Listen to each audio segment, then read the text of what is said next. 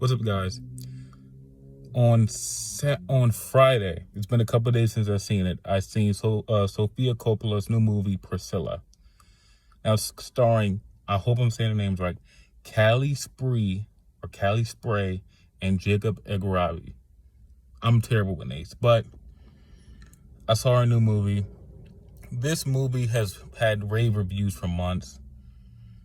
I know that Lisa Marie wasn't a fan of what they were trying to do with this movie, but Priscilla Presley herself, she loved it.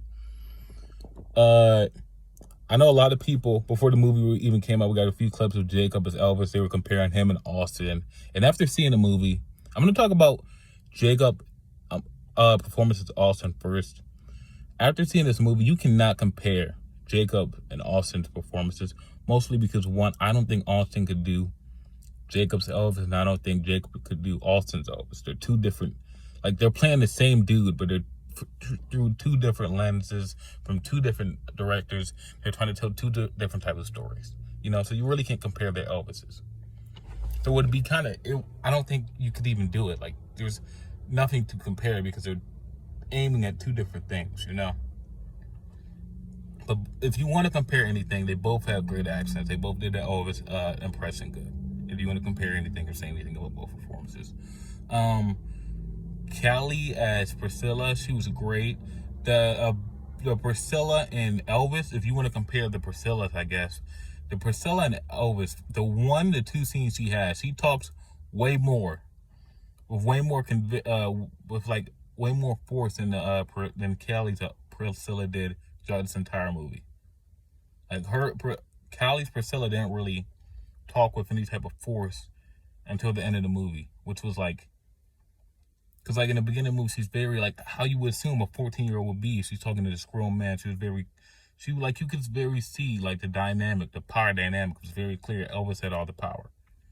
And I don't think this movie played into he clearly I don't want to say they played it in a way where you can say, oh, she knew what she was getting into. This is a grown man. What else could he want? But they didn't play it the way I think most people thought they were going to play it. They're going to show he's just such an abuser. He had all the power from the jump. He would just bulldozer, It went the way you assume a relationship with such a big age gap went. She clearly doesn't have, they had a romance where it's after they get past the fact that they're both hot, what the fuck did they really do? What did they talk about? They'll have all these little scenes where he asks her, what did the kids like you'll see in the trailer. What type of music do you listen to? Very surface level questions. Super surface level. And she'll answer the question and they'll come back to, oh, well, he'll be like, oh, well, you're so cute, da da da da. And as the movie goes on, you'll see how he keeps trying to control her to hit what he likes. Not what she likes per se, but what he likes, And I didn't think, I don't think a lot of people thought that's how the movie was going to be, that giving to the Elvis side of the story, I feel it was very, I don't know how to say this without saying, I thought this movie was going to come out and make him seem like he was such an abuser. He had all the power, yada, yada, yada.